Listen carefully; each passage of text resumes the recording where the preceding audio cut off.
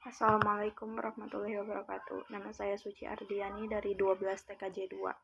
Di sini saya akan menjelaskan materi tentang Network Address Translation untuk memenuhi tugas mata pelajaran Administrasi Infrastruktur Jaringan. Kita mulai saja dengan pengertian NAT. NAT atau Network Address Translation adalah sebuah proses pemetaan alamat IP di mana perangkat jaringan komputer akan memberikan alamat IP publik ke perangkat jaringan lokal sehingga banyak IP private yang dapat mengakses IP publik.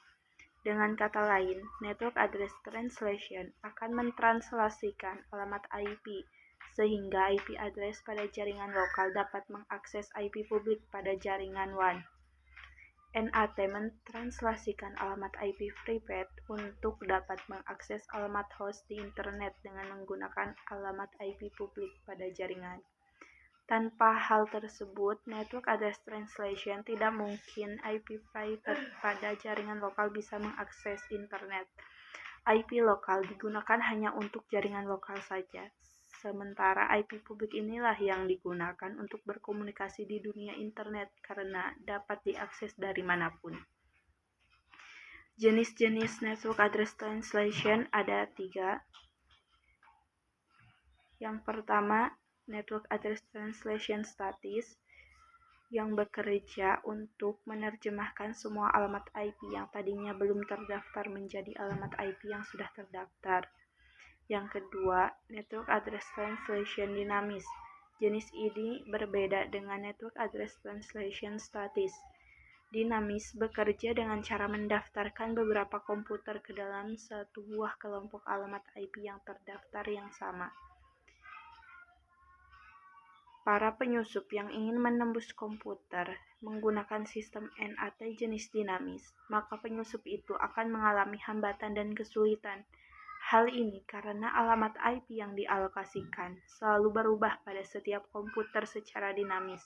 Meskipun aman, Network Address Translation dinamis juga memiliki kekurangan apabila sebuah alamat IP sudah penuh dan sudah terpakai semua, maka aplikasi menambahkan komputer lagi. Komputer tersebut tidak akan bisa terhubung ke jaringan melalui Network Address Translation.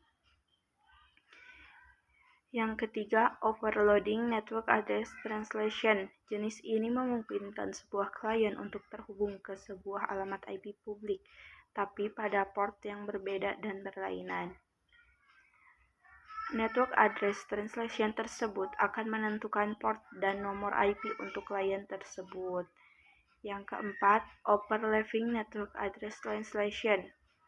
Ini dapat melakukan penerjemahan dengan melalui dua arah, terutama jika ada nomor yang sama antara alamat IP lokal dan alamat IP publik. Supaya tidak terjadi konflik pada jaringan, maka NAT akan mengubah alamat IP publik menjadi alamat IP yang tidak ada dalam jaringan lokal. Kelebihan dari NAT yang pertama, dengan adanya NAT dapat mengurangi adanya duplikasi IP address pada jaringan atau biasa dikenal dengan konflik IP address. Yang kedua, dengan adanya Network Address Translation akan menghindari pengalamatan ulang pada saat jaringan tersebut berubah. Yang ketiga, dapat menghemat IP legal yang diberikan oleh ISP atau Internet Service Provider. Yang keempat, dapat meningkatkan fleksibilitas untuk koneksi jaringan internet. Yang kelima, meningkatkan keamanan terhadap sebuah jaringan.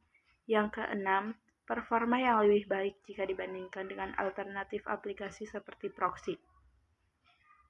Kelemahan dari NAT, yang pertama, NAT dapat menyebabkan keterlambatan proses.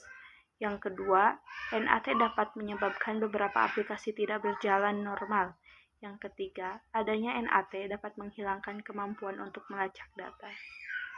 Cara kerja NAT, yang pertama NAT akan menerima sebuah permintaan terlebih dahulu dari klien berupa paket data. Yang kedua, setelah itu NAT akan mencatat alamat IP dari klien, kemudian menyimpannya di alamat sebuah tabel translasi alamat.